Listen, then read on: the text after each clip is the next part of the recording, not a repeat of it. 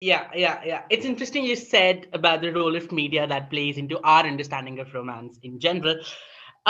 You know, firstly, it takes a lot of guts to even, say out there that, I am still figuring out what romance is. I am still figuring out what these things are. And the same goes for me. However, uh, it also takes a lot of acceptance, and it takes a lot of effort to accept this and then maybe move on. So do you feel that you've been, you are light after accepting that you're, figuring out what romance is? Do you feel light, Kate? I do. I feel like there's a lot less pressure on me. I feel like I have a lot less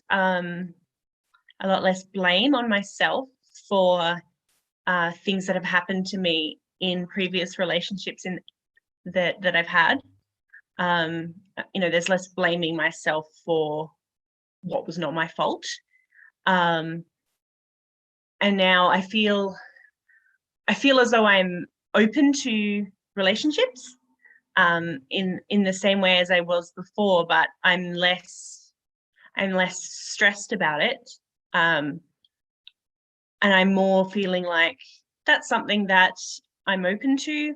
And it's something that I'm open to in a much broader way. So I feel less as though a relationship is something that has to happen in an exact kind of way. Well, you meet a person and then you have to go on several dates and then you become a boyfriend and a girlfriend, or a girlfriend and a girlfriend, or whatever you want to call it.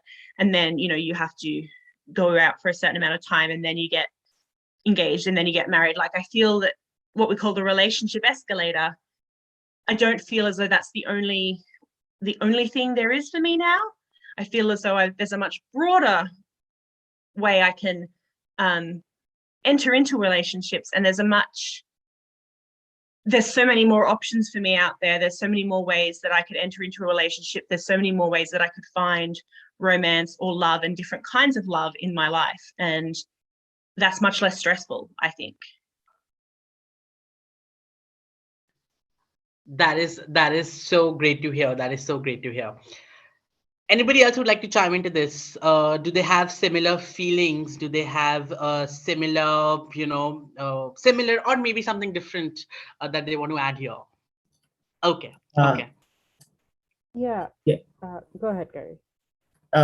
yeah, I would say that I approached my romantic identity from a much more simplistic way, in that I look at it from a practical perspective, that I do not want what is considered a conventional romantic relationship in society. Like, I don't expect to be in a like pair bonded kind of relationship. I spend time with people, but I don't want that kind of one-on-one relationship. Of course, that's acknowledging that it is possible to have non-exclusive romantic relationships, but yeah, I guess that doesn't really that's also not really my thing, in that there's nothing I want from people that sets the relationship apart from friendship. So yeah, in that sense, I think on a practical level, it makes sense to claim the identity of a romantic there as well. All right. So Nanda, you had something to add there. Yeah. I run this group for asexual aromantic folks, and this has been a topic of discussion multiple times, where we just be like, what is romantic attraction? Someone explain it to us. We don't get it. Yeah. And personally, like, as much as I love getting into this conversation with aces and eros, I really want to bring a collective of alloromantics and allosexuals and have them explain it to me. Because anytime I've asked, alloromantic friends or to help me understand how is it different, it doesn't make sense to me. So I can relate with Kate when you were talking about just like, what the fuck is this? But yeah, I think I really, really want to know what alloromantic and allosexuals have to say, and how can they separate it from platonic attraction, from wanting to spend time with somebody, from a QPR, and just like it doesn't make sense to me. I've been in romantic relationships where I've been like, how is this different from a good friend? I don't really know. But yeah. All right, all right, all right. Is there anybody who believes into this whole idea of romance? Because I think we're just kind of tilting towards, what the hell is romance? I would love to hear from them if there is somebody who believes in this notion. Oh, okay, great. Nobody. Lovely. All right. Satyavan, Yeah. we have one of the participants right in the chat box, Okay. Shruti. Okay. Do you want me to read the comment? Yes. So Shruti says, I guess romance has varied meanings for different people. For me, what romantic attraction is that moment when you meet a person and instantly click with them and feel a very warm feeling inside, feel really comfortable to spend more than just an evening or a night or a bunch with them. I would say that's what romantic attraction feels to me. Okay, anybody who would like to respond to that? That Sneha, makes a I lot of see. sense to me. Sneha also Mhm. has their hand raised, and I don't think we've heard from Yeah, them. yeah. Sneha, you have your hand up. Is something you'd like to add? Yeah, like reading Shruti's comment, or as you read her comment, their comment, I feel the same way with friends as well. Yeah. So how do you then differentiate what I feel with my friend and what you feel with a special person? So for me, it's always been conflated, what I feel with friends, and like it's confusing for me that romance is this way, and it's like, okay, so I'm feeling this way with my friend as well, so is that romance as well? So if that is not, then if that is not classified as romance in normative terms, then what is actually romance? So all these questions start to come in. And then I guess for me in I think I'm looking for that connection, a deeper connection, wherein I wouldn't call it romance, I would call it a bond that I want to personally pursue with a person. So I think in some ways I would call it like a demi romantic vibe. But that again, when I come to demi romantic as well, again I question myself: is this something that I feel for this person alone, or is it for friends as well, or deeper friendships? So again, it's all confusing for me when it comes to romantic attraction, platonic attraction. It's just, yeah.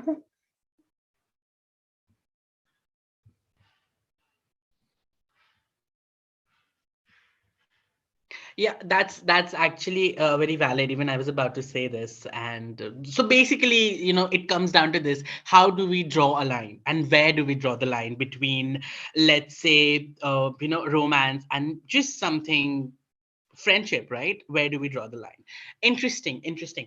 So now coming to identities and coming to terms with it, right? I was reading Artemis and their profile, and I just read they got it all figured out at the age of 17. While it was the same for me as well. uh, what were your, what was that? I know it's a very, I don't know how to put it exactly, because for me, when somebody asks me what was the age when you figured it out, or what was that moment, and I was like, hello, like, it's like I never had like a tada moment. Ki, hey, I identify as a gay man. I never had a tada moment. Like, was there a tada moment for you with you all? And if it was, would you all want to share that moment? I mean, since you've pointed me out as the instigator of this question, I feel like I should respond. I I had heard the term asexual for the first time from a teacher of mine, but she'd used it incorrectly. So I'd heard it and I wrote it off. I'm like, okay, well, that's not me, because she'd used it incorrectly. And then one day my auntie was over, and she was talking about like how she has this friend who's in his like 60s and he's never had a girlfriend. So she's like, he must be gay. And I'm like, oh, maybe he's asexual. And she's like, that's not a thing. And I'm like, I know it's a thing because I heard my teacher say it, but I didn't know enough about it to like properly argue with her. So in a want to be right, I took to the internet to do some research so that I could, you know, win this argument with her. And then as I'm reading and researching, I'm realizing, okay, this fits much better than I thought. So that's my, I guess, aha moment. Okay. Yeah. I guess, proving somebody wrong in an argument takes you further, I guess. Anyway, Saptarishi, yeah, go ahead. I was just going to say the power of spite, Absolutely. Saptarishi, I want you to come here and, just maybe, was there an aha moment for you? Well, I would like to like little bit having a different opinion than Artemis. Like for me, what is aha moment? Because rather than seeing it's a aha moment, it was for me a kind of war or kind of fighting. Like at first, fighting with your own self to accept your own self. So then fight with your family and then fight with the entire world. So I really don't know whether it is an aha moment or I felt the moment I find out before accepting myself, I felt what the hell, what I am, like how I am different from the mainstream society. Why? The question is why then? I'm a disabled person. Sorry, I'm a diseased person, or I am having some problem or anything else. Should I go to doctor or why I am different? The question is like before accepting my own self. So like I felt it was not aha that I finally get the identity. Rather, the moment I have accepted myself, that moment I felt a relief that okay, now I am feeling peace. It's like not joy, but rather it's so peace and comfort that I felt. That is Lovely. Uh, for me, it was, I knew it from the very beginning. I knew, I guess, the moment I was born, I was like, hey, you know what? I think I am this person, and I was like, that's interesting. Also because of my, exposure, because I had my friend's mom, my mom's friend, and everybody was there, and they would have queer people over, and all of those things. So for me, it was quite smooth. There was no aha moment for me. My aha moment started when I was like, you know what? Let's now find somebody, who you can share this with, right? And that was like an aha moment for me, because once I started doing that, maybe that was an acceptance for me personally. Mridula adds, for me, the Tara moment was when I was around 16 and became a part queer online. I started questioning my sexuality, and the moment I saw asexuality as a concept, it just clicked. Yeah. A lot of people, they get this information because they're not aware about it. But when they get that information, they kind of relate to it, and then they figure out eventually. That's the hope, and that is why we are doing this as well, right? So that more and more people can know that, hello, we are here and we exist, and we are all out there with our rainbow hands and rainbow hands, for a hug. You just come on, like, come on in, right? So that's what we are. I think queer people, we do that. Kate, do you have anything to add to this? I just think it's amazing, all these people that have this realization at 16 and 17. I was 26. And I think I'd heard the term when I was a lot younger because I had a friend who was asexual. I see her in the audience there. Hi, Gemma. So she had told me about her being asexual. So I kind of knew what it was for about 10 years. And then, but I hadn't applied it to me. But then my boyfriend actually said to me, when, you know, we were having one of those conversations that you have in a relationship, and he actually told me that I was asexual, which the second that he said it, I knew that he was right. And it was really devastating realization for me to have, because I thought it was the end of my relationship and the end of all relationships ever, and I would never get to have children. And so I was just cried for hours about it. And I'm in a much better place now, but for me, it was a really distressing kind of revelation, even though I sort of already knew, I guess. Once I just needed somebody to say it to me, and that's how I kind of got there. But once I knew, then I was really able to explore it more, I think, and come to terms with it. But yeah, I just needed to be told. But it wasn't until I was, 26, so a lot older than some people, but not as old as a lot of people. So yeah. Yeah. Gemma is sending virtual hugs. I think all of us are sending that. Sunanda, do you have anything to add to this? I see your hands up. Yeah. Wait, let me lower it. Yeah, for me, it's been a much messier journey to figuring out my asexuality, and that journey, I don't know if it ever really ends. I was in a 3-year long relationship, finding myself bored and not connecting sexually with my partner, and wondering what is wrong with me, just because, you know, there must be something wrong with me. And it was after the breakup when I came across the term gray sexuality. I had one friend who was like, yes, this seems to describe you very well. I had other friends who would just kind of be more like, no, I'm sorry, you dress too sexy to be asexual. This, you can't be, or like, I've heard most of those stereotypes. I went through the thing of like, maybe I need to go get my hormones checked. Maybe I'm intersex, or there's some whole thing happening. I went through that whole gambit.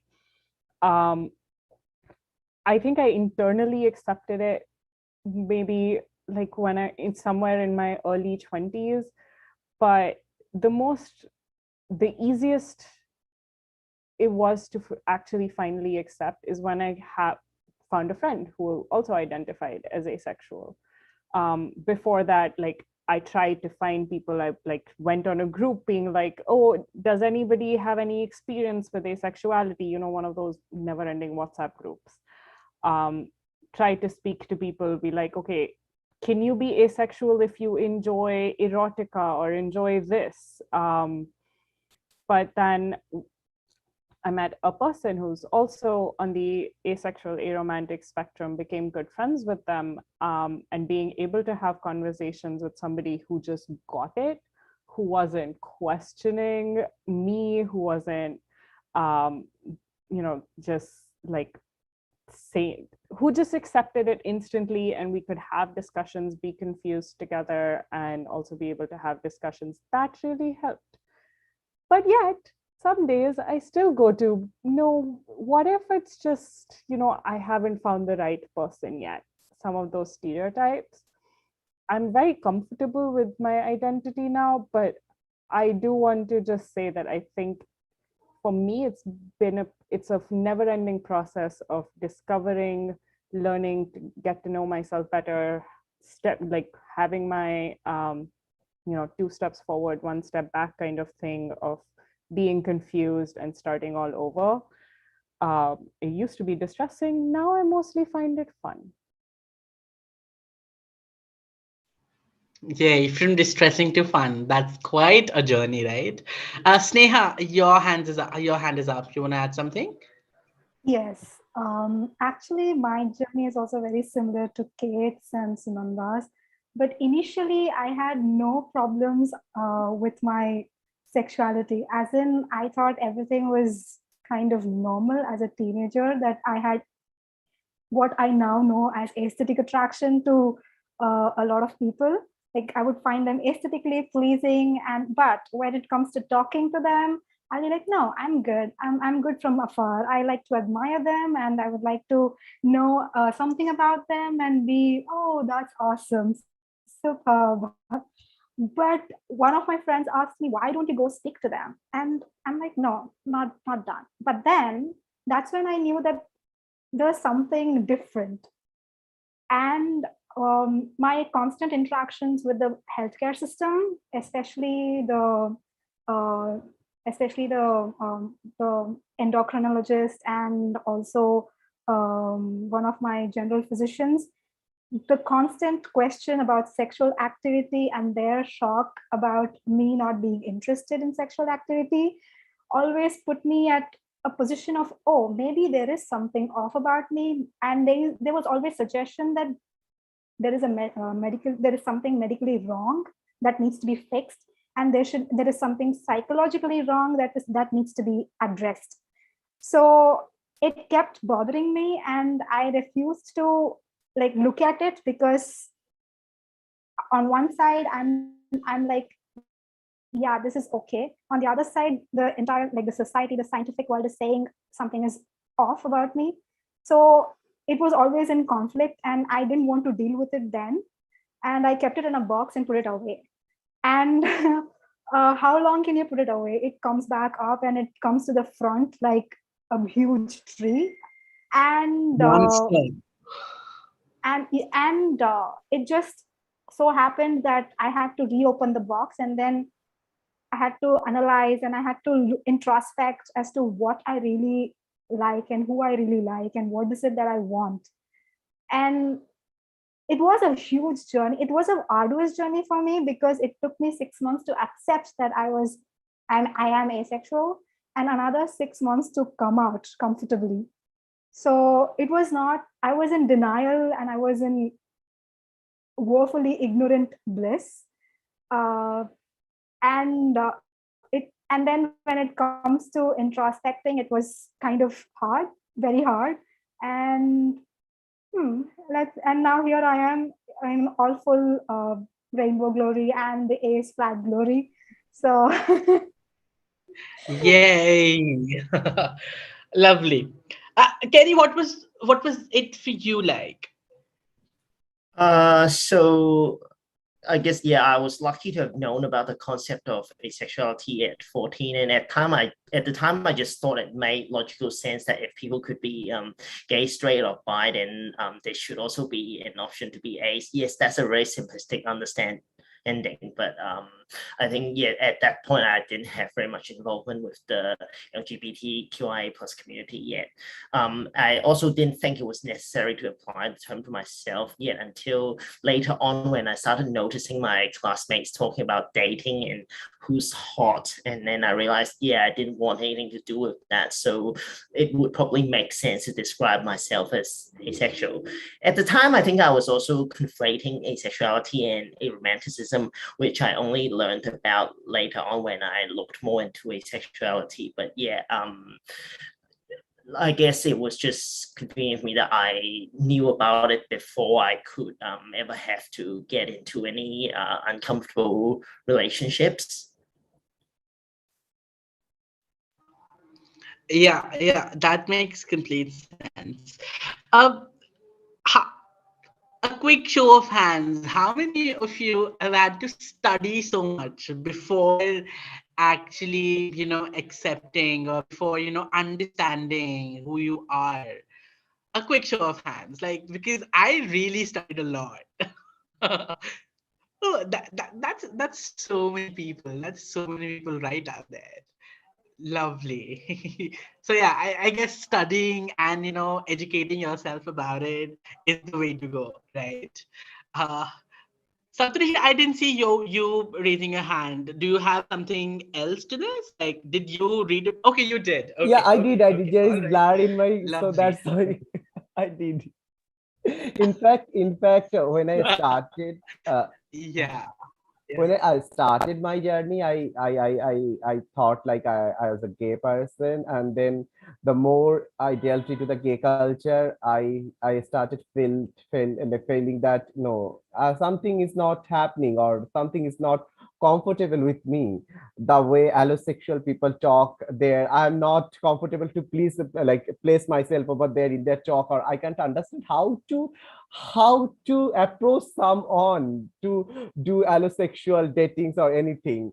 Then later in 2017, I met with a as person. Before that, I started googling about different types of sexual orientation, sexuality. Then I came across the term called asexuality.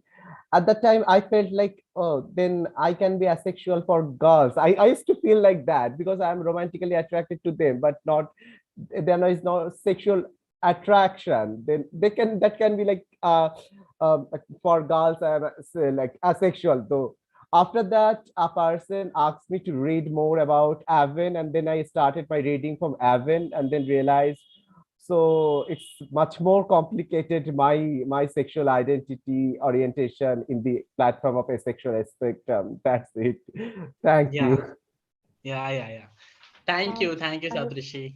Yeah, I wanted to add to this thing of like reading and researching a lot is yeah. that for me, that's been some part of it, but the biggest help in understanding my identity or exploring it has been interacting with people. So the group I run, it's only been going on for a year and a half, almost 2 years.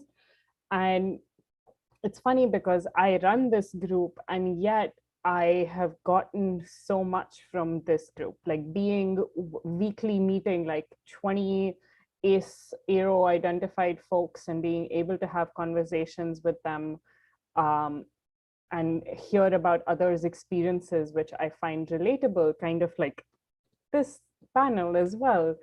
That for me has been a lot more useful than Avon or articles written by people, blogs, Reddit. All of these things which exist haven't had that impact as just being able to actually interact with people has. That's actually very true, even for me as well. Interactions with people who maybe perhaps you have a sense of belonging with, or feel just the way you do, that actually helps you figure out a lot, right?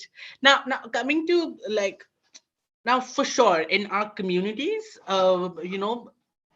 especially in like somebody who is queer, it's very difficult to find people, right? And forget and I can just assume here, to find somebody who's an ace in our communities is even more of a tougher challenge, right? uh, so how was it for you, for each one of you? How did you find this particular person, perhaps, or a community for yourself where you can perhaps feel, oh, you know what, I'm actually a part of this? Was it, is there something like that for you right now? Was it in your former years? What was that like? Kate, I have your hands up. Great. Go ahead. It's actually really funny how I found my local ACE community. The local museum has, well, during non-COVID, it used to have these regular nighttime events. And I went there because my brother was speaking at one. But I also knew the person that runs the nighttime events. And she was there, and I didn't know this, but they were also having an event where some asexual people were going to speak about being asexual. And the woman running it, she said, oh, you should come and meet the asexual who's in the green room. So she took me to come and meet this woman who was going to speak. And then like it turns out, oh no, none of the others have shown up. Oh wait, Kate's here, she could talk. And I was totally set up because she knew that I was okay with public speaking. So I filled in for the people that didn't come, and then it was the two of us. And then obviously I joined the group and became a member of the group, and that's how I became part of the local group that I didn't even know exist. I was kind of just dragged into it by a person who needed an extra speaker because the speakers had all pulled out, and she tricked me into it. And yeah, that was a great way of becoming part of it. And I never really had any asexual friends before that. I had the one friend that I knew before I came out myself, but she lives in a different city. So I'd never had friends who were asexual before. And it was just amazing to have this group of people that I could see once a month, and we could talk and hang out, and they just knew who I was, and I didn't have to explain myself. It was just so amazing. And yeah, just so different to finally have friends who were like me, which I'd never experienced before. Wow, lovely. I'm so glad that you found the person. Anybody else? Or should I just point out a name? Sneha, would you like to chime in? Sure. Actually, in my community, it's quite, I don't know. I think I was surrounded by allosexuals rather than asexuals. So for me to find a community of aces was a tougher journey. But then once I start researching on finding groups, I somehow went into that rabbit hole of finding it and making sure that I find them. So for me, it was through Indian aces. And that's where I found people who were similar to my identity, or similar to my wavelength, or however I feel like, very similar feelings, similar thoughts. And on AVEN as well, the AVEN forum, oh my, that's where I felt, all my life I felt I was an alien. Sorry to say this word, but yeah, I felt like an alien. I reclaim it.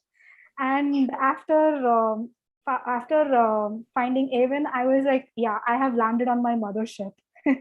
So that was my feeling with AVEN, actually. Wow. So after that, it was, yeah, I no longer have to worry about finding aces, or finding people that I connect with, or arrows as well. So Yeah. I actually credit AVEN for that. I'm sure who else has gone down this rabbit hole? I'm guessing everybody has, yes, Artemis, you've gone down that rabbit hole. We'd love to hear more about it. I mean, the internet has been such a huge part of me finding community, because yes, there's a massive community online, but all of the in-person communities I found were through the internet as well. I even had this section of the forum which was specifically for in-person meetups, and so that's how I met the group where I was local to me, and then ended up running it for a bit. But I also I met so many people, and I created projects with people from around the world, people who I still consider my friends, even though we've never met in person. So I think that, there's value in both things. And I'm really grateful to the online communities that exist everywhere that they do. And I try and make some where I can.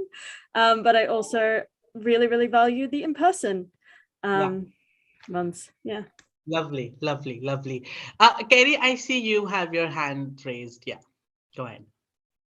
So yeah, in my discovery of asexuality, when I first found out about it, to be honest, I didn't really feel the need for community yet. At that time, I thought it's like, yeah, great, I'm asexual, so I get to just spend my time doing everything else that doesn't involve sexual attraction, right? But it was only later on when I started getting quite a bit of unwanted attention from people who were interested in having a sexual or romantic relationship with me that I felt the need to have a place to rant about that inconvenience. So I joined the AVEN forum, and as Artemis has already mentioned, there's a meetup mart on the forum, and I met up with some local ace people, in particular Gemma, who's there in the audience. Yeah, we go back quite a long way.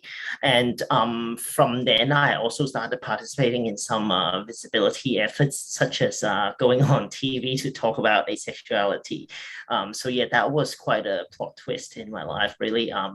By nature, I used to be quite a shy person, but somehow it's like going on TV is actually a lot easier than talking to a stranger in person. I guess it's because if you're on TV, the audience can't really reply to you. Yeah. Yeah, but so for context, the unwanted attention was from before I transitioned. So once I transitioned, that problem kind of went away conveniently. But yeah, 13 years later on from when I originally started participating in the ace community, I'm still here, still involved with Australian asexuals, and I also run some other online stuff. Say from Avon, they have an unofficial Facebook group that somebody started back then, and it was left without an admin, so I picked it up, and I'm still the admin of that group, and it's grown bigger and bigger, and it's pretty out of control, to be honest.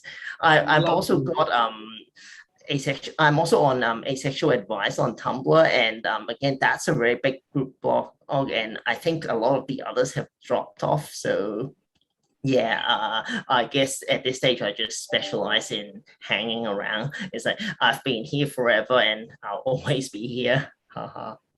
Yes. To always being here and creating larger communities, right? That's lovely. Saptrishi, did you have somebody who you reached out to? What was it like for you? I'm really intrigued. Well, for me, I didn't have any particular ace group like where I can have my own ace people.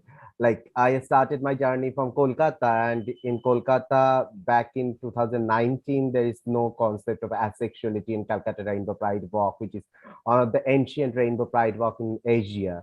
So I started it from 2018, and after knowing my identities and more about asexuality, I came back to Kolkata in 19, and I told my friend John, those who are maximum allosexual people, that I am asexual, and their reaction was, "What is the new species then you are claiming?" I'm like, "Yes, there is. It's not new. It's as old like as you, but the people of the mainstream or the other queer people take time to discover this new species, so-called quote and unquote."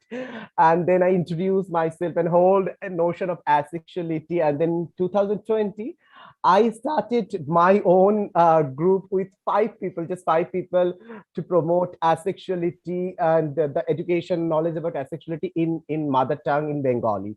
I felt like I took like more than 21, 22 years to learn what asexuality is, to find about my true journey, true own self. So if this knowledge is there in Bengali language, then it would be easier for me to find myself long ago. So that was the time I started this initiative in Bengali language. And then right now I have had, like I have maximum 10 people in Bengal, like those who are also asexual. So that's my community. And I believe that this whole things called internet and virtual groups and community is also my own community, because here I am talking with like it's my this is the first time in my life that I am having this much people in front of my eyes, where not allosexual, there are like asexual people or more than that. So I'm feeling so joy, because this is one of the extreme and exciting moments for me, that where I'm finding that, oh, there is people, other people, not one or two or 10, hundreds of them, thousands of them, crores of them. So that's the things I can say right now. Wow, the energy with which you answered, I think it just goes on to explain how, excited you are building about your own community. And you know what? Onward, I guess, to that journey. We all wish that you just grow from there, and reach out to as many aces as you can. You know, And yeah, so but back in 2020, when I thought like to start yeah. this Bengali as group, I post something in Bengali language in Facebook and asked people to connect with me. Then on the first day, 2 people connected, then 3, then 4, and then 10. And I'm feeling joy. People don't know, Yeah. that's why maybe not connecting, or maybe we feel we are suppressed by lots of allosexual to being in their culture. So that's the reason maybe that we are not able to connect. But right now, I'm trying to connect with other Bengali asexuals over the Bengal. Lovely, lovely. It is so interesting how, like the social media and the technology has played a big role in connecting people of, people of different identities and people of, which are not in the mainstream, people of those identities. I just wonder, I mean, what was it like before the internet era? Satyabhan. Because, yeah, yeah. Yeah, we also have comments in the chat box where Oh, somebody has lovely. shared their experience. All right, all right. Yeah, I just keep on missing. Sorry, sorry, people. Sorry. All right. So here we have Josephine Bautista, if I am pronouncing the name right. They say, I've been bullied a lot alongside alienation or being called like an alien, enough that I'm still recovering from it today because of not being able to relate to many topics. But that's apparently the background of being both suppressed as a trans slash ace person and not knowing the language. These sharings are beautiful and comforting. Anybody who would like to take this comment and respond? Firstly, yeah, anybody? Yes, Kate. Yes. My research from, I think it was 2019. We did a survey of people all over the world, and in total, we asked them a lot of questions. But one of the questions we asked them was where they first heard the word asexuality. In this context, not in the context of Amidas or whatever. And my favorite statistic from that is that more people first heard the word in fan fiction than in school. So I think it was 6 people first heard about asexuality in fan fiction, and only 5 first heard about it in class, in a classroom in school. So that speaks a lot about, yeah, that's pretty telling, I think, and it's my favorite statistic to quote because it's just people don't know what the language just is not there. People are so ignorant, and how are you going to know about something that you never see? Yeah, absolutely, absolutely. To Josephine, well, we are very glad that you find these, stories beautiful and comforting. And if you need any more support, do reach out to us. We are here for you. So do that. And, such beautiful, lovely people on the panel are there smiling at everybody. So just reach out, yeah? Great. All right. So one thing that I got from the question that I asked Saptarishi was the clear in like they are a Bengali person, right? Right, Saptarishi? Yes, and the intersection of their identity with with the region that they are from. I am just very much interested to know how does your individual identity intersects with your region. What comes into play, what are the dynamics there? Anybody who would like to go and take this forward, or do I become a class teacher again and point out names? All right, Sneha, good. 10 points for you, Sneha. Thank you, Sadban. With regard to my culture, as in my ethnicity, I'm South Asian and from the Indian subcontinent, and there is always this. I don't know if it is applicable to other Asian countries as well, but with respect to South Asian culture, there is always this putting the family first.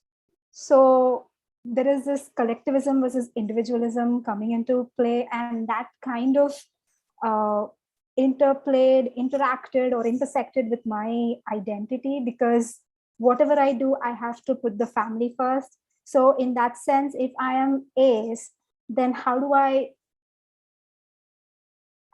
then have a family, and how do I then all those questions about family values, becoming a family person, all that comes into play. So I think in some ways we are raised to place the family first, the society first, rather than ourselves first. And that kind of affected me in some ways, because I never saw myself as myself. I always saw myself as part of the family system, as a sister, as a woman, as a mother, or like that. It's always been a role assigned to me, and that kind of gendered role affected my non-binary identity, as well as my ace identity, and my aro identity in some sense. So it always intersected with that, and the concept of individualism versus family orientedness and being part of the family was always called into question. Even when I came out to my family, they always had this question: so you're not going to get married, is it? You're not going to have children, you're not going to have a family, is that what you're telling me?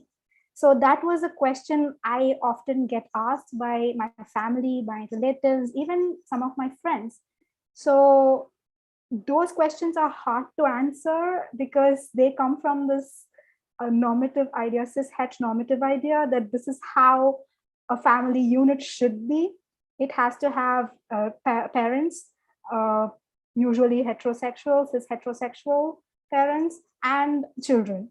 So this kind of a family unit system is ingrained within us as children, and we grew up believing in that, and we are made to dream about that, and having to unpack that and deconstruct each and every part of it was difficult. And over that, when we come out and we say I'm ace, it's like the immediate question is, what about companionship? What about your marriage? What about your family? That is the question that comes to the forefront each and every time I come out to my close friends, or I come out to my family, especially family.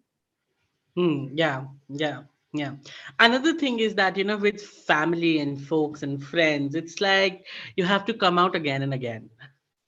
It is like that. And every time it gives you the exact, sweats in the hand and your heartbeats raising. And because that you're going to be having, that conversation again. I am not going to be a part of the mainstream society, as sad as it is, but that's the truth. You have to you won't be a part of the mainstream society.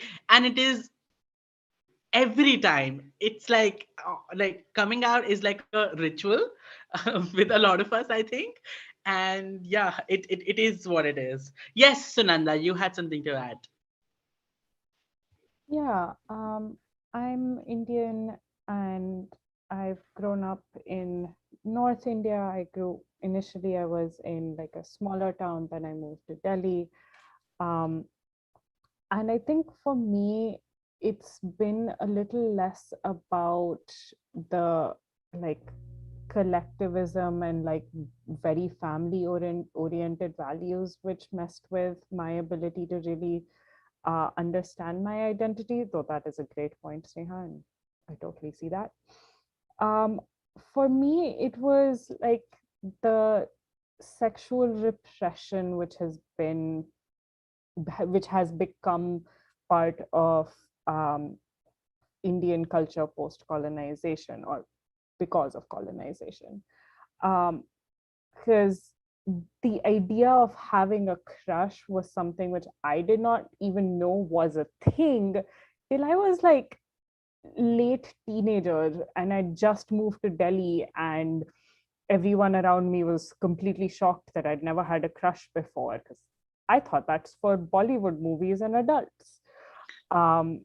And when I grew older, understood what crushes are, what relationships are, what sex is, what feminism is, I kind of went from that desire to break the stereotype of women don't like sex.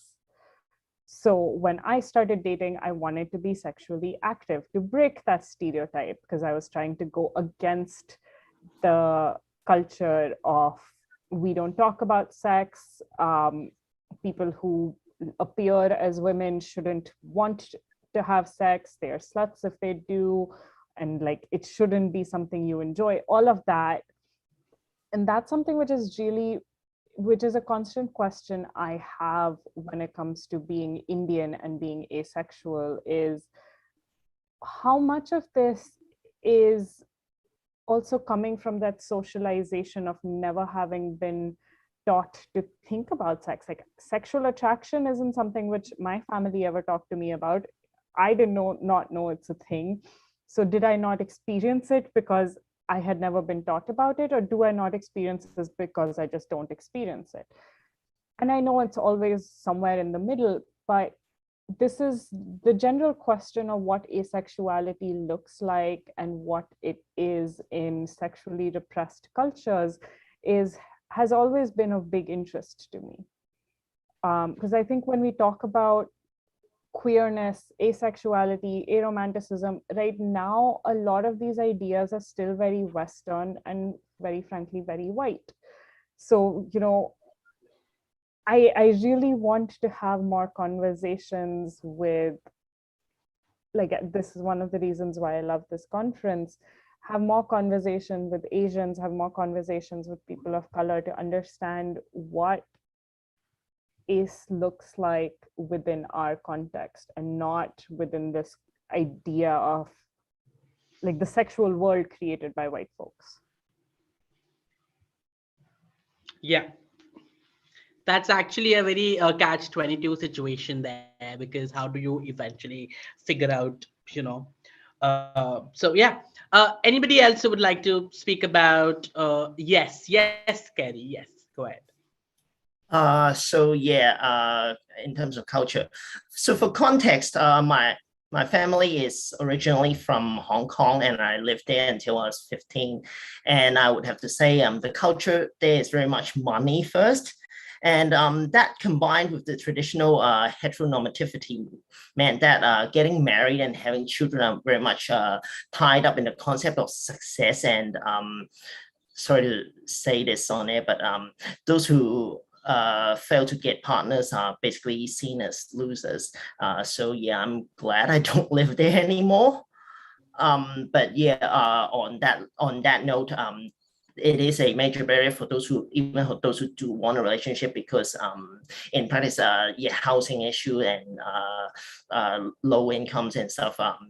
There are people who can't get married because they can't afford a place that's big enough to live with their spouse. So that's the other end of the same issue, where as someone who comes from a relatively well-off family, I guess if I were there, I would at least be able to deflect criticism just by the virtue of being relatively well off. But even then, still glad I don't live there. There would still be people who gossip about me as someone who remains single well into adulthood. Yeah. So I now live in Sydney, which is a big city in Australia. So Australia being such a big country, I guess there's also quite a lot of variation even throughout the country. So I would only be speaking from perspective of where exactly I live. So Australian culture also has heteronormativity the same way that a lot of other places do. I think for me personally, it's just that as someone who wasn't originally from here, since I'm already an outsider, I just inherently don't get as much of the criticism on a day-to-day level, but also just because at work, I'm lucky to have colleagues who not super gossipy, and outside of work, pretty much everybody in my life is already a pre-selected sample of people who know not to say all the wrong things. So, but yeah, in terms of media, yeah, we still have the we still get the messages of this what normal is, and that's definitely not us. Australia culture is very sexualized. It's very sexual jokes. It's just sexual talk. I think if you're not sex repulsed or ace, you probably wouldn't notice it as much. Allo people I talk to are like, no, it's not that sexual. Like, yes, it is. You don't notice it unless you're upset by it. But yeah, it is really, and I have plenty of friends who know that I'm sex repulsed and have no idea that they're doing it. But, you know, sometimes it's like, can we go 5 minutes without talking about penises? Like, it's just so sexualized, the culture here.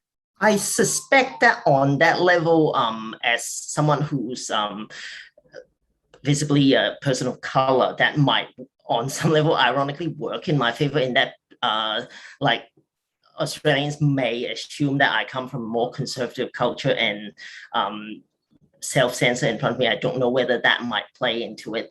There are contexts in which sometimes things can go right for the wrong reason, if you will, where making assumptions like that about other people's culture, that's generally not the right thing to do. But I think I do have the kind of life where, in general, not just that, some things in my life are just right for the wrong reason, if you will.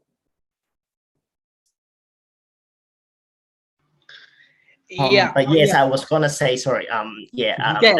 In Hong Kong, I think on average, it's a more sexually, it's definitely more conservative overall. I think the kind of locker room talk, if you will, do exist in literal kind of locker room context, but not as much like on primetime TV, if you will. Yeah. Saptrishi, do you want to come in here? Yes. Well, when the question was about, I think, like identity, self-identity, and then religion or culture or community, right? So, in a sense, like talking about intersectionality, yes, if I'm going to that way, yes, I have felt a lots of situation or phenomenon which is about intersectional regarding me as being an Indian, and then when Indian society is too much complex as an Asian society, like having culture, then ethnicity, then caste, one of the main issue more than class from Western society. So need to intersect with this caste problem, which I have suffered because as a Dalit and oppressed class person who has suffered oppression from the Savarna people. So in that regard, when it is about mainstream oppression towards me, then in the spectrum of queer, my caste identity also intersect with my own queer identity, because as being a queer person, we all have suffered from the patriarchal oppression that is called heteronormativity or patriarchy. And when the caste is intersect with this patriarchy, then it's become the Brahministic patriarchy or Brahministic heteronormative patriarchy. So in that regard, as being a Dalit person, I'm being oppressed by the upper caste person. When it is intersect with my sexuality or sexual identity or gender identity, then it's become more horrible, because then again I am oppressed by the Dalit patriarchy or the patriarchy of lower caste person along with the patriarchy of upper caste person. So in that regard, when I started my journey, before telling my own caste proudly, I have going into the rainbow regarding my sexuality. Like I told that I'm a proud queer person.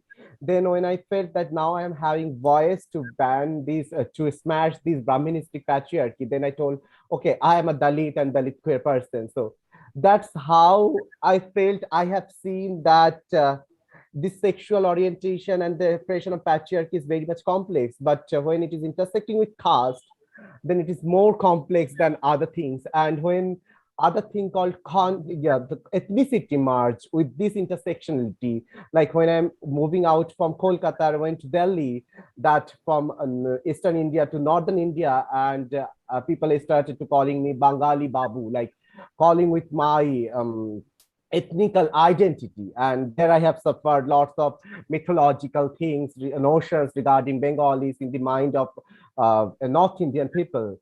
And when not only the mainstream people, also the queer people, that one of the main thing they are having, like, oh, you're queer from Bengal, so you have to be communist. Nothing more, you have to be communist because every Bengali is a communist. I don't know where this notion came from, but this is again very much intersecting with my own identity, like my gender and like sexual identity. But one thing I want to say, like my family know that I'm a queer person, my gender, what is about my gender, and then they felt like I'm a homosexual, and I don't want to change their mind because it's already make their mind horrible. And they're trying to coping up with those horrible things and try to educate themselves to understand this queer rainbow world. Now, right this moment, if I'm putting in their mind that I'm asexual, then it is overburdened for them. So I felt like, okay, let's time go. And when the perfect time will come, I feel, then I'll say, no, I'm not a homosexual person. I'm not allosexual person. I'm a homoromantic queer asexual person. That's it. Thank you. Yeah. That's actually very interesting because I for sure believe that what you're saying is absolutely true. I'm not. Firstly, I'm not a Bengali, but people think that I'm a Bengali, and the kind of words that have come my way, it's appalling. It's appalling in every sense. How can you even say that in 21st century? But then again, one step at a time, one person at a time. You sometimes you speak about it, sometimes you speak against it, and sometimes you just thrash the person. At least that's what I I do, right? So that's definitely there. But and somebody in the comments said, homoromantic queer solidarity. Yes, absolutely that. Srishti has suggested a book. They have suggested a book called Loveless by Alice Oseman, if I'm pronouncing that right. And they are also saying that the book gave them the confidence to be more vocal about their aroace identity. Just in case anyone wants a little more validation and feel relatable, it is a good read. Yes, of course. Everybody needs validation. Everybody needs to, feel that they belong to this world, whatever world, as crazy as this world is, right? But yeah, definitely. All right. So now coming to again, we've spoken about our ethnicity, we've spoken about our heritages and how we belong there. Now, somebody who is growing up as queer individuals, as somebody who identifies as queer, uh, were there any particular term to express how you belonged that time? Because we've been having these recurring conversations. I mean, in the chat box also, we've been having this conversation that asexuality came in textbooks, but it came for plants and not for humans, right? And so just perhaps my mind just wonders there whether was there a word for you to identify yourself in your particular regions, or again, that was like a lot of research and a lot of studying that made you come here. Kerry, I see your hand up. You can, if you would like to add something. So on this note of terminology, I guess the issue about so when I first found out about asexuality, I found out about it in English. So in Hong Kong, while everybody learns English at school, not everyone actually achieves some proficiency in it. So I was also relatively lucky to have been able to read English well enough to have access to the material. But fairly early on, I did find the Chinese terms for asexuality, and so in line with the other terms for sexual orientations, it's 某性戀, and the advantage in Chinese is that it is actually, while 某性 literally no sex, that's actually quite distinct from asexual reproduction, which specifically you wouldn't say asexual as in asexual reproduction on itself. It's always 某性繁殖, which asexual reproduction, where you don't really just say 某性 on its own. That doesn't really, it's just not used that way.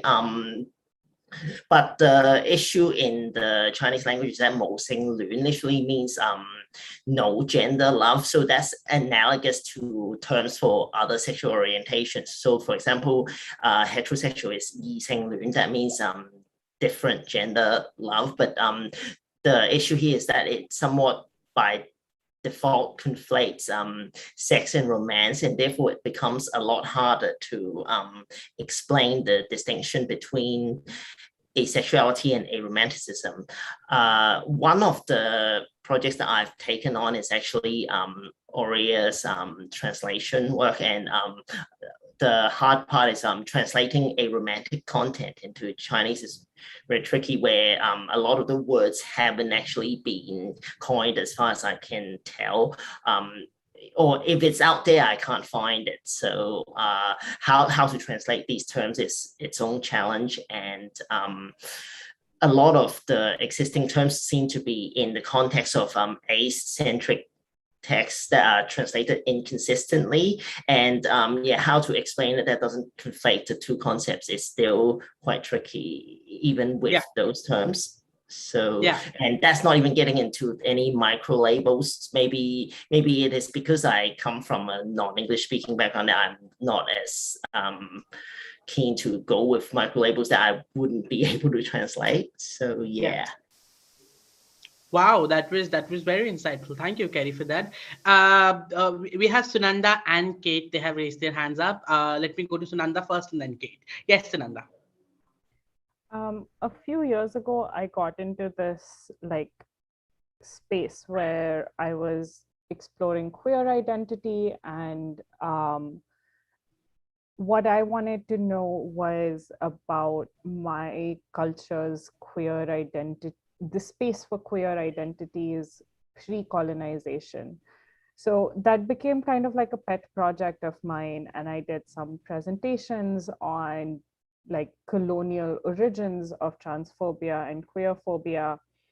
And the interesting thing which I found in this research was that like ancient India had a lot more space and openness and language around like gay identities and lesbian identities, space for polyamorous relationships and all of these kind of things. But I didn't actually find language or references to asexuality as much.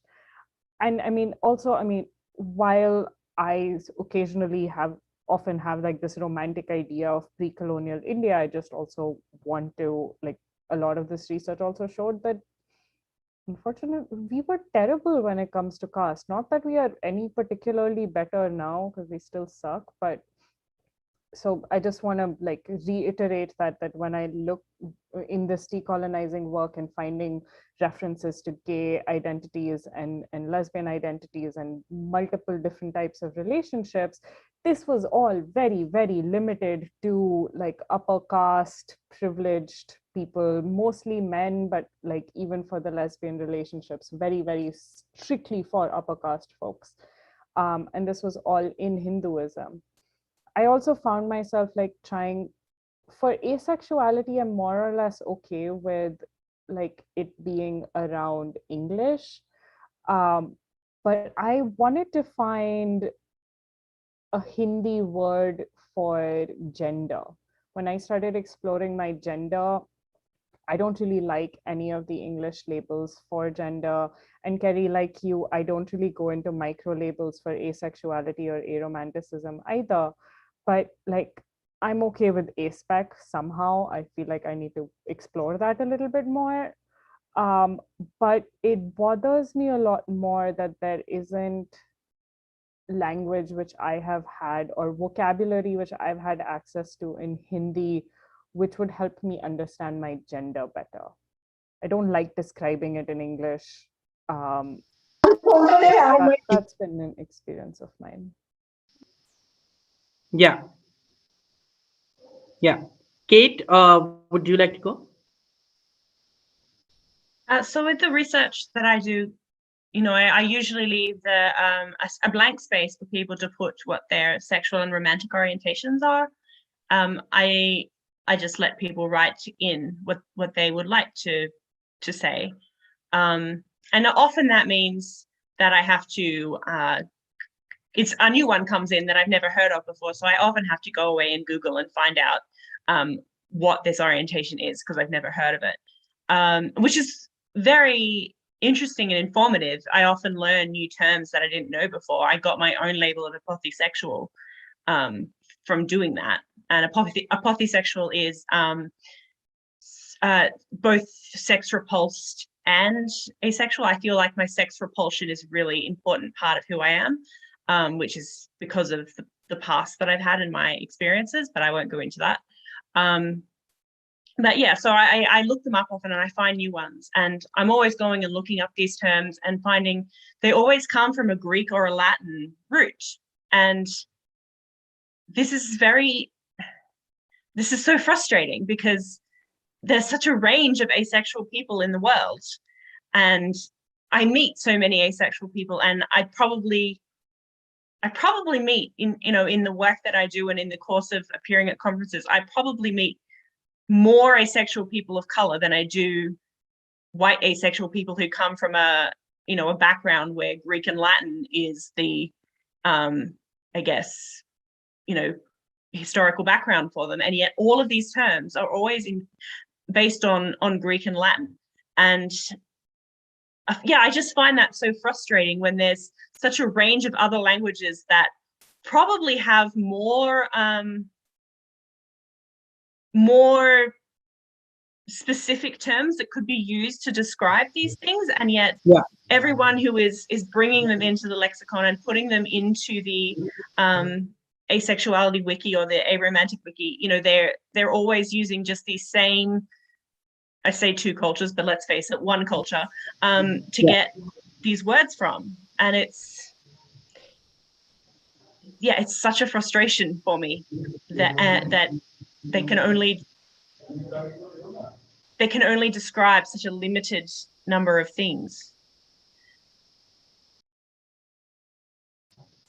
Yes, absolutely. It does get a little frustrating. Okay, so we have got 3 hands up. We have Sneha, Artemis, Saptarishi. Let's go with Sneha. Sneha, what you'd like to add? Yeah, when it comes to languages, at least in your own native language, it's really, really hard to find in my language, which is basically Tamil and Marathi. I speak both at home. So in Tamil, actually, the term that's used for asexuality is too scientific. And when I use that, I get the question, it's for plants. I've read this in biology. Why are you using this for yourself? So that was a response I had from some of my friends. And when I tried to explain the term to my father, that was another totally different story, because for him, the labels didn't, or the terms didn't matter. It was like, what is it that you're trying to tell me? What is it that you're thinking? What is it that you're feeling? What is it that I'm supposed to understand when you tell me you're asexual? That was his question. Sneha, just a question. I'm sorry to butt in. Would you like to get into that story, maybe just a little bit? How was he reacting? How was he reacting, and how did you react to the whole conversation? All of that. Oh yeah, sure. When I said I'm asexual, he was like, "What is that term?" And I went, "It means this, this, this." I was like, "Okay, then why do you call it asexual?" I don't understand this term. Just say what you feel and what you think instead of having this term, the scientific terms, just say what it is as it is. And then I had to give him an example from our mythology, which is some 2,000, 3,000 years old. There used to be this person, this poet called Avayar, whose entire experience is Ace and Aro. If you look at her, if you read her story, I connected with her immediately because her story is basically of a person who is Ace or Aro, who doesn't have any interest in relationships, who doesn't have any interest in being married at that time, 2,000 years ago, and wanted to be a poet and wanted to be this literary figure. And this had friendships with kings, many kings all around South India. So she was like an emissary of sorts, ambassador of sorts, and was kind of the mediator for all the kings down south. So that was what I see myself as. And I told my father that this is how I feel. This is how I look myself. This is the role model I think I look up to from the Sangam era, which is 2,000 years ago. And he immediately got it. Oh, okay, fine, gotcha. Okay, I understand. So I had to look up, I had to research for icons. And if you look at the entire history, right, there is so much of heteronormativity being heteronormative eye, right? Looking at history, mythology with a heteronormative eye has always been the case. But as I started researching, as I started reading up more and more and knowing about my own thought process, it kind of gave me the Ace. I started reading it from the Ace angle. I started reading it from the Aro angle. I started reading it from the queer angle. So the queer eye, to quote the show, but I started having that. And to my surprise, everything that I read up now, for instance, Ramayana, the entire Ramayana, Mahabharata, the epics, I started reading it from the queer angle, and I have so many understandings of different nuances of each character, how they have been portrayed in the heteronormative sense. Lovely. So that was my experience with languages and also with connecting with my own culture as well, because if I hadn't found Avayar, I would have been completely disconnected with my culture, because there is no word for me to use to express my identity. And that disconnection, that kind of dissonance with my culture was very hard, because previously I was completely identifying with my culture. And because of my own identity as an Ace person, I kind of felt, okay, my culture and my community is just making me feel isolated and making me feel alienated because there is no word for me. And because I started researching, the icon came to me, and it was my connection to my culture as well. That is lovely. That is lovely. I think, of course, after all of the learning that we've had, one of the learning from this conversation that I can get out is, if your parents do not understand your coming out, just throw a cultural context at them, a mythological character, and they would be like, oh, okay, got it. Now we understand. Anyway, Artemis, you may go next. I mean, how do I follow that? That's such an incredible anecdote now. But I guess the thing that I've realized through this, because I'm a mixed race person. My dad is Chilean and my mum's Maltese. But I was raised only speaking English because that's the language they have in common. And I don't know. I don't know the Spanish word for asexual. I don't know the Maltese word for asexual. I don't know the Woiwurrung word for asexual, which is the Wurundjeri language. I don't know the Auslan word for asexual. I don't even know if there are these words. And it's, well, thank you, Kate. I appreciate that. But it's like, it's just really shown me that how much the sort of Western English speaking context really has dominated the conversation so much that even from my cultural identities. I've never even realized that it's a thing I don't know. Yeah. All right. Saptarishi, you may go now. Thank you. For me, like being a Bengali person, first of all, I have a huge agreement. I'm agreeing with Sunanda because being an Indian, we have lots of shared common things regarding our history and culture, everything. So ancient India on temple architecture is very much sexualized, but when I am looking the literature of Bengali mainly, then or the colonial history, then I found like something, some relations or some phenomenon which is talking about asexuality and platonicity mainly, like one of the greatest documentation by Ruth Vanita and Selim Kidmi, that is a book called Self-Sexual Love in Indian ancient Indian history, something. So in that book, Ruth Vanita told like in the time of colonial Bengal mainly, there was two characters we all the Indian know about them. That is, one is Swami Vivekananda and his guru, that is Sri Ram Krishna, Lord Sri Ram Krishna Thakur. So Ruth Vanita portrayed and told like there is a queer platonic relationship between Swami Vivekananda, quote unquote, and Ramakrishna, and which is not sexualized. And when I was looking those stories, yes, that is not a sexualized relationship, but there is a love or platonicity or something which is lying in the spectrum of asexual love or asexuality. There is regarding this the mutual relationship between Swami Vivekananda and Ramakrishna.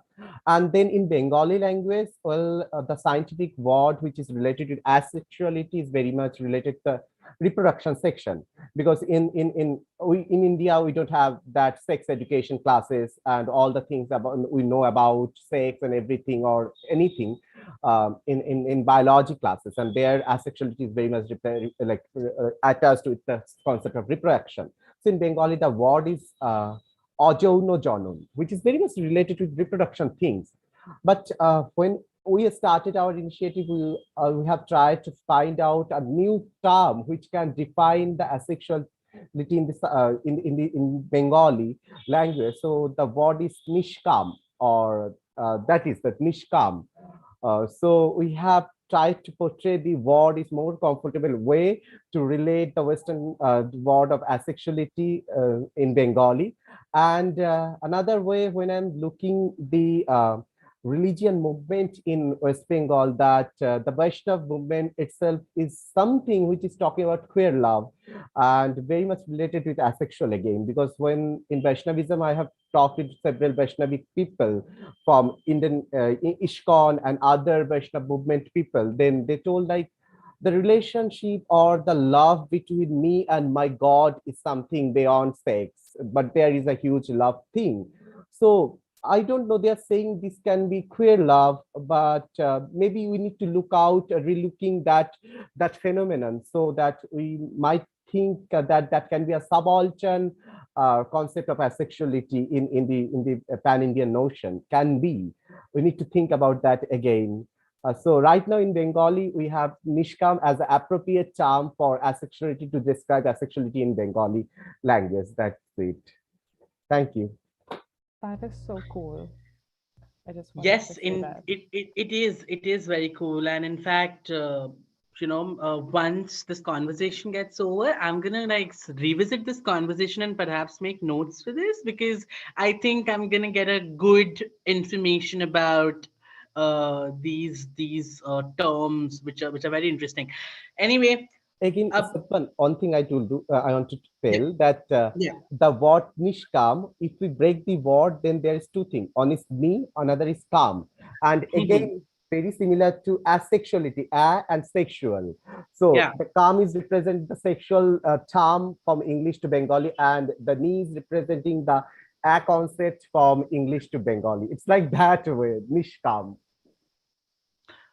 Wow, interesting. We've got now, I think, 7 minutes, and I have one more like question, and then we can go into our ending comments. Labels, guys. We've discussed, folks. We've discussed about terms and everything. Now let's come and talk about labels a little more. Quick comments. What all you guys think? Wait, I'm sorry. So what you guys think of labels? Anybody who's willing to take it up can take it up. I would like to speak on this if I can. So I when I first came out as ace to my mum, she was very much of the like, why do you have to label it crowd? And it's something I've been thinking on for a long time, because what labels are, right, is language. It's language. And we've just had this wonderful comment about this wonderful conversation about language.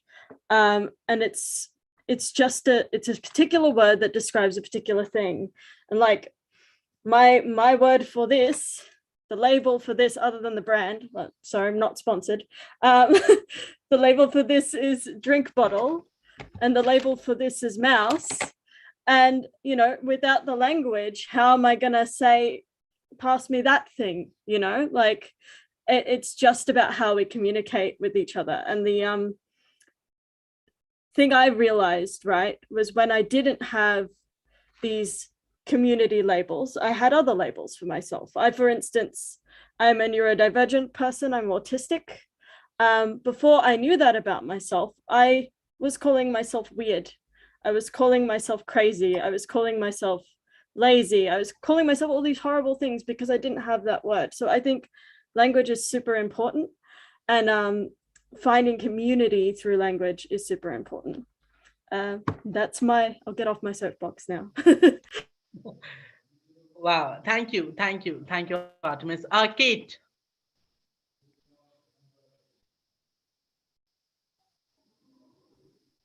Hello, right, sorry. I hear. I was just trying to find the exact statistics, but I will try and guess.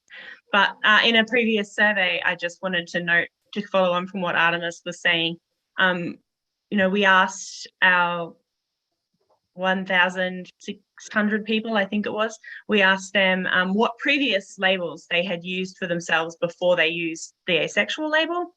And 14 of them, I think it was, used some form of the word broken on top of all the other negative words that they used. There were 14 specifically used broken. So I just wanted to add that on top of what Artemis says. That's why we need labels. The word asexual gives you a word that makes you know that you're part of a community. And I'm in favor of micro labels because the smaller the word, if that makes you feel less different, then more like you can find other people who are the same as you, then go for it, is how I feel. Yeah. The more it makes you feel part of something, then yeah, that's great. Absolutely. Yes, Kenny. To add on to what Kate and Artemis already said, so for context, I studied linguistics at university, and in the discipline of linguistics, which is about language, one of the important concepts is descriptivism versus prescriptivism, where descriptivism is where it's about there's no necessary right or wrong usage. It's about how people use the language. For anyone who's a common criticism of our community is that we make up words. Is that where plot twist? It's not like they grow on trees or anything. It's like all words were made up at some point, where in natural language you can't really force the meaning of a word. Yes, it is possible for the meanings of words to gradually change over time due to common usage, and by extension, when it comes to putting labels on people, it's important to remember, this similar concept of descriptivism, if you will, that it's supposed to describe people. It's not supposed to prescribe how they feel or behave. And also similarly, labels you should you put it on yourself. You don't put it on somebody else. That would be prescribing. Yeah. Sunanda, you're up. I think my relationship to labels is a little different than what folks have been saying. Is like the aspect of finding community, I think, is very important. But beyond that, I also sometimes find labels just too confusing for myself. Like after a while, it stops helping me find community and starts making me feel more distant mostly because I don't think there's enough acceptance of fluidity of labels. Because when I look at micro labels today, I could say this is, demisexual is how I'm feeling, and then tomorrow I might be feeling something very different. Yeah. And I don't think there's a lot of space to accept that. So I think I differentiate labels and language in my head, which is completely made up by me, as like labels is something I use to help describe things to others, and language is how I understand things for myself. So I have a good sense of my identity for myself. It's just when I start trying to describe it to others, do labels come, and I need that to help others understand it. So that's sort of my relationship to labels. I am good with aspec, and I don't need anything beyond that. Yeah. And unrelated, but I love Sunanda's hair, says Mridula. Yep. Satyavan, we've had an entire conversation. conversation happening in the comment box. Yeah. Also, And we do have yeah. one more video of Dr. Elizabeth that we need to show. Yes, please. Yes, So please. should we do it right now? Yeah. Works completely. Yeah.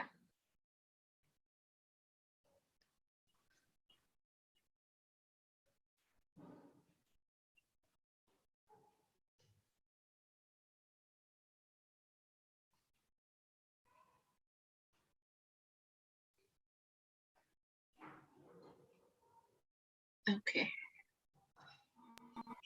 Can everybody see it? Yes. Okay. And humans of queer. Hello, everyone. First of all, let me thank Indian ACEs and Humans of Queer and PanACEa, the first asexuality conference all over Asia. I'm sorry, I'm still getting the hang of the words. So I'm very thankful that I've been given the chance to share my story, which is not really all that interesting, but I hope it helps people to get a slightly different take of what coming out stories usually seem to be. And so here goes. My name is Elizabeth. I go by Ellie. I am a non-binary, aromantic, asexual, and I'm 34 years old. I am studying to be a pharmacist, while at the same time I'm trying to pursue a doctorate in environmental science. And my story of coming out or discovering my asexuality and my other orientations is not that loud or glorious. It was more like people usually ask me, how did you find out or how did you realize that you are an asexual? In my case, it was more like realizing that the people around me are not like I am. I always assumed that everyone was like me, maybe a little different, because like we're all wired differently in our minds. But then the first and probably the most compelling incident I had was in college, and there were a bunch of my friends and they were just, like talking, and they seemed really sad and out of it. And then suddenly one of them turns to me and says, "Oh, Ellie, it's so nice for you because you don't have a boyfriend and you don't have any problems in your life." And they didn't realize how offended I was, because apparently for them, lack of a romantic relationship in your life means lack of any other problems, because obviously romantic relationships are given the topmost priority in everything. and it is fed so much into us, and we are conditioned into thinking so, thanks to media and movies and stories and fairy tales and all that stuff. So cut back to a few days later, I was starting to get really frustrated, and at this point I was already calling myself an asexual as a joke, also to have a word to in order to have something to set me apart, not in a special snowflake kind of way, but more like just to have something to hang on to be comforted that it was okay that I was not following in their footsteps or whatever. So I sit down one evening on my laptop and I Google asexuality, and obviously I get only brophytes and pteridophytes and algal reproduction and all that. And I was like, okay, I don't know what I was expecting. Then I Googled asexuality in animals, and I got similar results, mostly bad jokes, and stretched back in my chair and I thought, okay, this is not going to work. I went directly for it and I said, I typed asexuality in humans, and the first result was about AVEN, AVEN, asexuality visibility, asexual visibility and education network. And I was gobsmacked because it was so fulfilling to see something established and official and like just out there, which was not something like a story someone had said, but it was actually a real thing. And then I looked into the founder and I saw it was Mr. David J. So I started looking into his videos and I was really touched, and I was very impressed by his confidence, because so many of us are forced into this box that yes, you will definitely get your special someone, you just have to wait long enough. And here was Mr. David J. just going on about it, and he was going to this pride walk and he was sharing these little pamphlets about asexuality, and obviously many people didn't know how to react to it. Some made fun of him, some laughed at him, some didn't even bother to take the pamphlet. And I thought he was really so patient and persistent in this newfound well, for me in that time, newfound orientation, and he was so confident about it, and he was like basically the only person running around, and I felt really sad that I was not with him, because I really wanted to shout at the top of my lungs that yes, we are valid, we are here, 1% of the 1% in every 100 you say, and you think that's not much. Just do the math and you'll just find how many that comes up with if you take 1% of more than 7 billion people. So ever since then I have been a fan of David J. I watched some of his interviews. There was a panel with 4 ladies and all that, and he just stuck to his idea, and I was so comforted by the idea that yes, there is someone out there who may not have been through the exact same experiences that I have, but he knows he's onto something. But he knows he's onto something, and he is not letting go of the idea, and slowly he's got a following. And then I was very happy, and then I started looking more into it, because back then I thought, like many people still do, I thought romantic orientation, romantic attraction was similar or analogous to sexual attraction and sexual orientation, but it was completely different. And that's where I found my true validation, because I didn't struggle so much with the asexual part, except from a religious point of view. That's probably a conversation best saved for a later time, but yeah.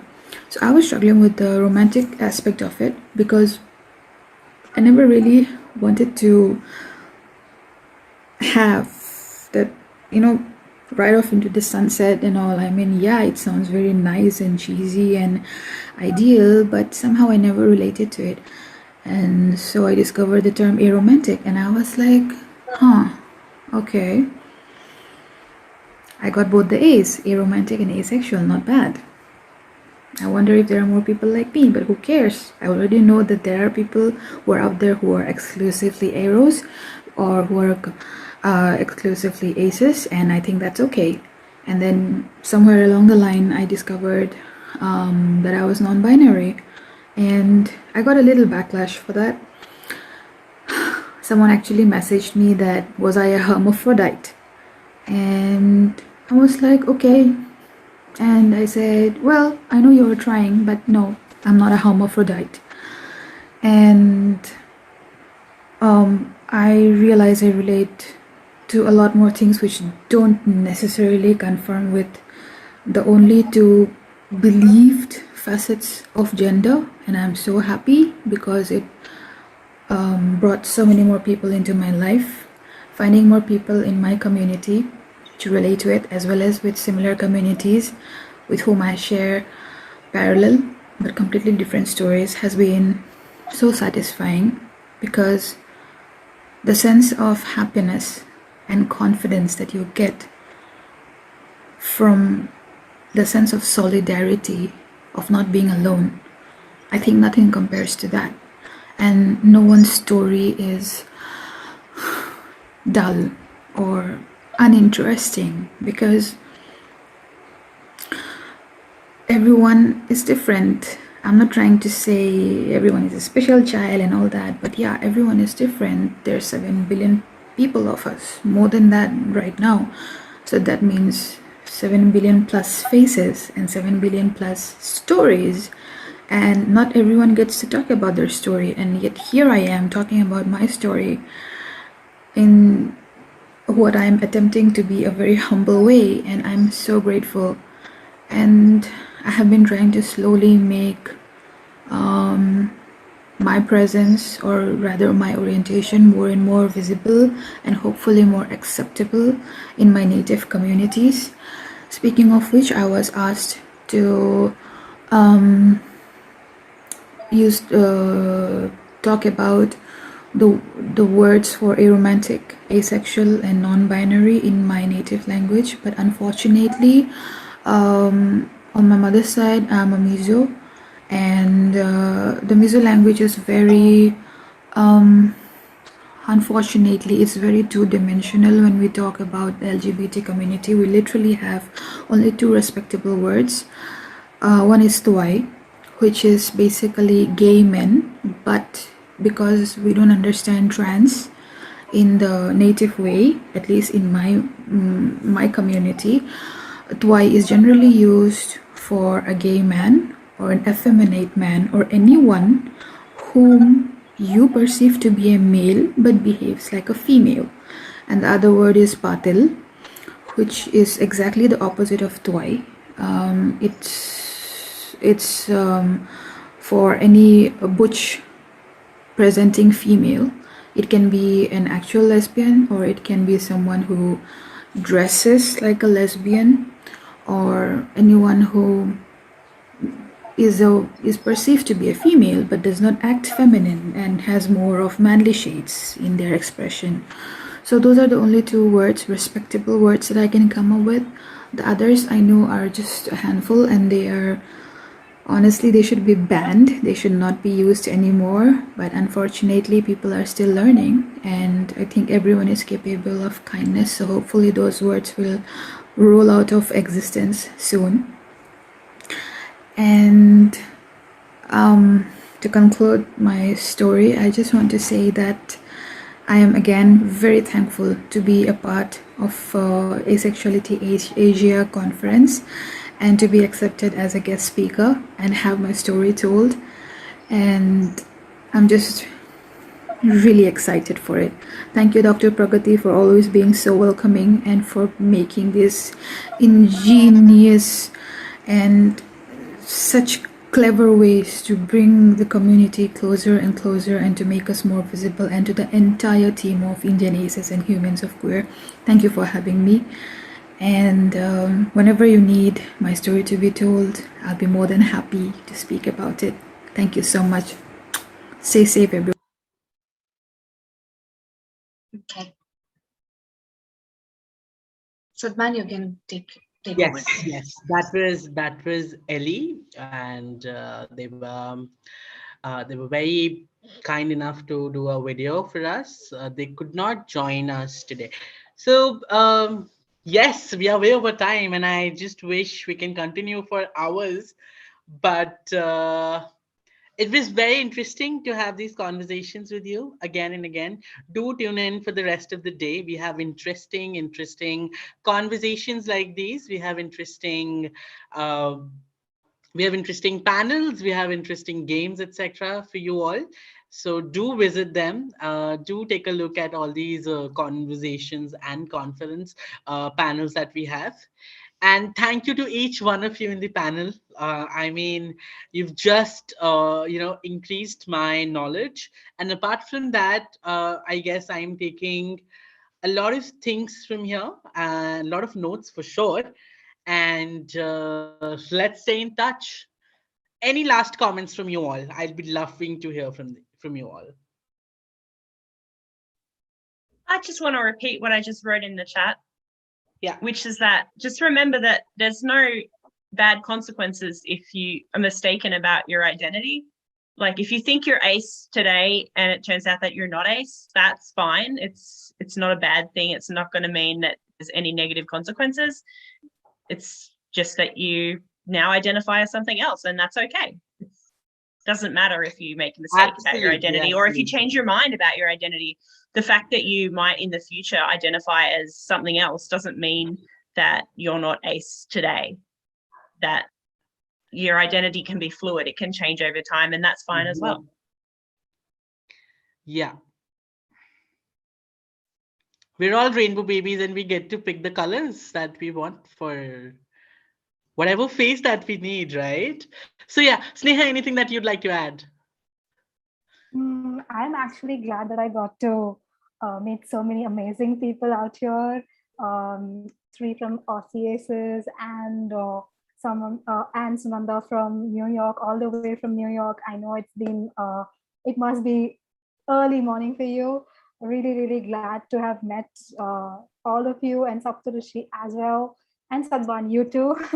Thank you for making this happen, moderating this lovely personal stories of coming out. It was personal and it was insightful and it was very close to our hearts as well. Thank you. Thank you. Kerry, would you like to add something?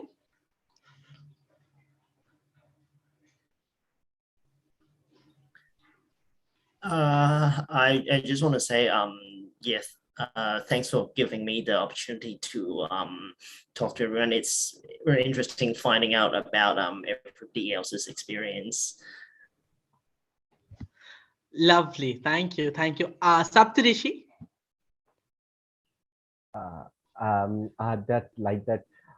My words are getting snatched by Kate already, that she already told that the main thing, that what is your identity is completely depends on you.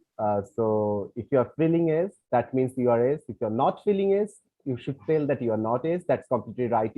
It doesn't matter that you are portraying that or not portraying. It's not that. It's about your feeling, because as you know, sexuality is very fluid. The sexual orientation is fluid as well. So you are in a journey. You might have the so-called level, or what you want, or you might still exploring, as like me, I'm exploring. So that's why I'm not into micro levels or any other levels. So that's it. Like if you're feeling that you are, then you are. It's not depends on the other people to say that what you are. It's about you to say what you are actually. That's it. Thank you. Thank you, Saptarishi. Artemis, anything? Well, firstly, thank you to the organizers of this for pulling it all together and inviting such an incredible group of people to speak. I'm so honored to be here with all of you. You're all excellent people. And yeah, a message to anyone listening is this can be hard. To work out who you are and to feel confident in it. So if anyone ever need someone to chat to, I'm around, reach out, and there will be a brilliant community of people everywhere as well. Like the organizers of here, I'm sure there are plenty of people you could reach out to, but I personally am very happy to help if you need an ear. Yeah. Thank you. Thank you so much. Thank you so much. So folks, thank you. This was Personal Stories of Coming Out at PanACEa 2021. Do tune in for our amazing conversations that are about to come. Thank you so much. Bye. Thanks, everyone.